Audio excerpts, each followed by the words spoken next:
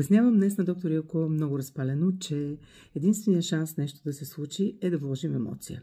Той ми обяснява, че може ли да говорим малко по-нормално. Питам аз какво е това нормално, какво е нормално без емоция.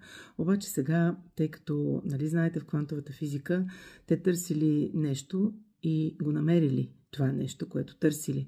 Тъй и аз така, който търси, намира, и тази сутрин слушам Тони Робинс, който обяснява следното нещо. Първата стъпка, да, знанието, то е важно, обаче когнитивното майсторство е само първата стъпка. Ако си останем само съзнанието, нищо не сме постигнали. Какво като знам, като не го правя? Втората стъпка, е емоцията. На английски е много готино. Motion е emotion. Да, емоцията идва с действието.